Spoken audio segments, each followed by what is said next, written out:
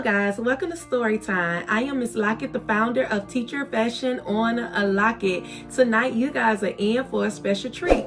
I will be reading for you guys an awesome story. But before I read this story, I just want to let you guys know that someone's special birthday is coming up in this month. Do you guys know who birthday that is? Yes, it's Dr. Martin Luther King Jr. birthday this week. His birthday is January 15th, but we always reserve his birthday for the third Monday in the month. So we'll be celebrating this following Monday coming up. All right, so tonight the story that I'm going to be reading for you guys is My Dream of Martin Luther King by Faith Ringgold. Are you guys ready to jump on in?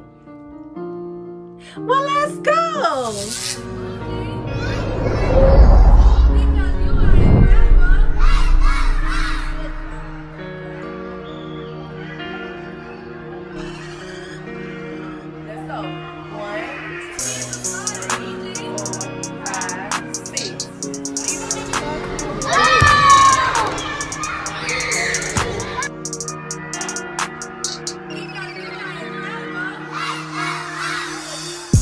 My Dream of Martin Luther King. This is the front of the book.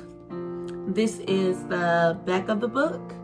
And this is the spine of the book that holds the pages together.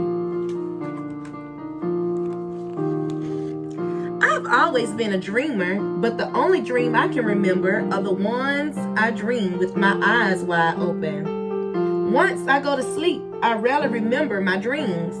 However, one day, while watching a television program about Martin Luther King Jr., I slept and had a dream that I would never forget.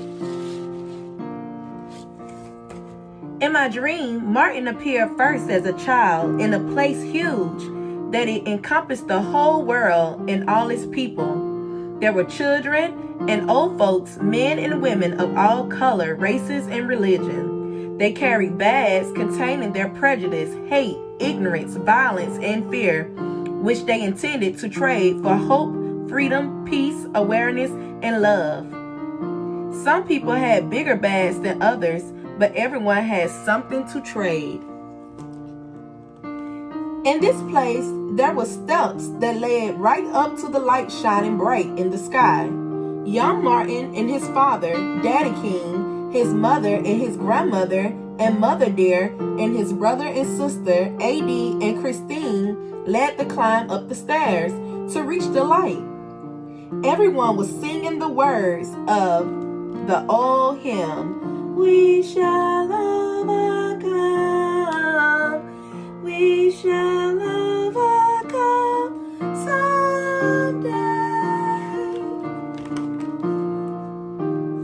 Then a terrible thing happened. Young Martin Luther King family disappeared, and he was left alone except for his closest friend, a boy who lived across the street, and the boy's mother. They were standing on the school steps when the boy's mother told young Martin to go away. "This is a school for white children," she said. "But I'm starting school now too," young Martin replied proudly. "You must go to the colored school," she barked. "But why?" asked young Martin. "Because we are white and you are black," the boy's mother answered. Then young Martin saw a policeman. The policeman was the same one who once called Daddy King a boy. "This is a boy," Daddy King said, pointing to young Martin. "And I'm a man. My name is Reverend King." The police officer said no more, and Daddy King drove away. But in my dream, young Martin was alone, and the policeman was right after him, swinging a club and yelling, "Halt, boy, halt!"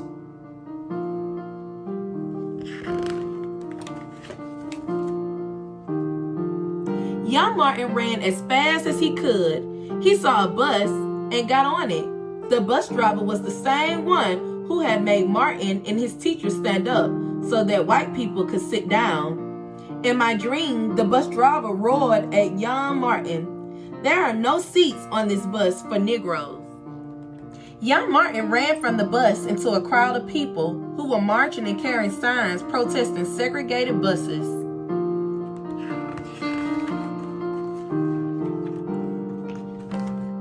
Young Martin was happy to read the signs calling for freedom and justice. Because these were problems facing his people, young Martin joined the demonstrators who were singing, "Ain't gonna let nobody turn me around."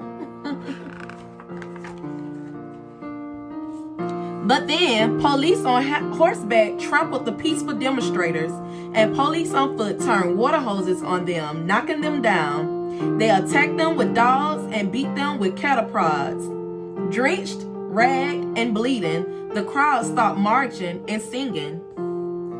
Young Martin and all the demonstrators were arrested and thrown into police wagons and taken to jail. While in jail, young Martin remembered what his mother had told him about slavery and lynching, and that despite the bad treatment his people received, he was as good as anyone.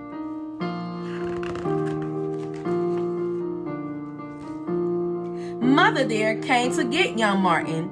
She took him in his arms and she told him about all the awful things that had happened to him and asked her why. "Although you are only 6 years old, you can't accept the way things are. You want to find a way to change things, and you will," said Mother dear. "But not now. Today is Sunday, and we are going to Sunday school and church. Daddy King will preach a sermon, and your mother will direct the choir, and you will sing Amazing Grace."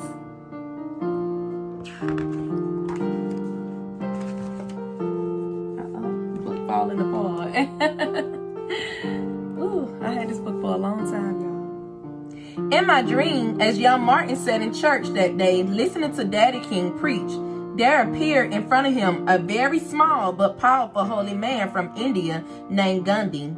Gandhi told young Martin about the power of love to create change and about how he had led more than 3 million of his people to freedom through peaceful resistance. Young Martin had found the answer to helping his people in Gandhi's teaching.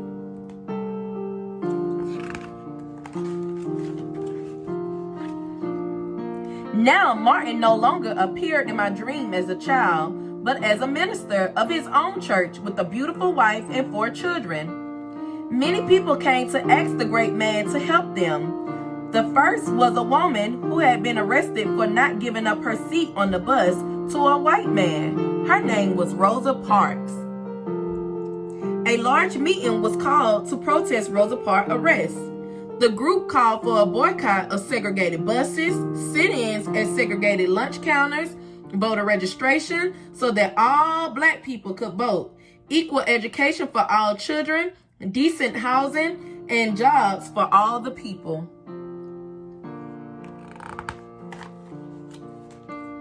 The group name was the Southern Christian Leadership Conference, and King was its leader. He led his people to the nation capital, where he spoke with such a powerfully resonant voice that everyone was deeply moved. King painted a picture of his dream, saying, "I have a dream that one day the red hills of Georgia, the son of former slaves and the sons of former slave owners will be able to sit down together at the table of brotherhood. I have a dream today." In my dream, I could see King 4 little children looking up at King's vision of a better world.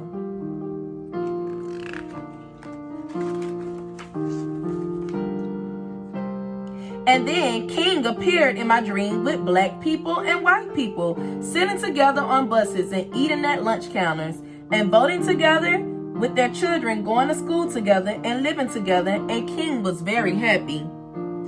But suddenly there was a noise like a firecracker, and I knew Martin Luther King was dead. In my dream, people was crying just as we had on the day he was killed.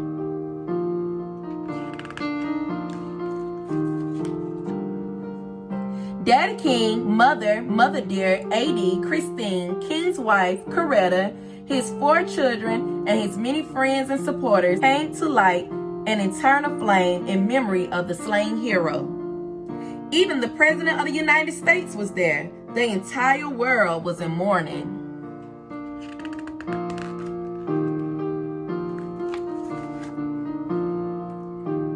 And as dreams go, suddenly I was back in that huge place with men and women and children, all colors, races, and religion. This time, we had come to mourn Martin Luther King's death by trading in bags containing our prejudice, hate, ignorance, violence, and fear for the slain hero's dream. We emptied the bags onto a great pile, and as the last bag was dumped, the pile exploded into flames so bright that it lit up the whole world. There, emblazoned across the sky, were words, "Every good thing starts with a dream."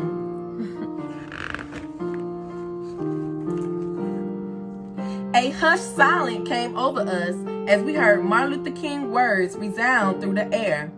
The sound of his voice was so clear in my dreams that it woke me up. When I opened my eyes, King was there on the TV screen, and he was saying, "And he's allowed me to go up to the mountains, and I've looked over, and I've seen the promised land. I may not get there with you, but I want you to know tonight that we as a people would get to the promised land." The end. Yay! Wow, that was a powerful story. Well, we hope that you guys enjoyed. Hope that you guys learned something about Martin Luther King. And yeah, we'll see you on next week. Bye.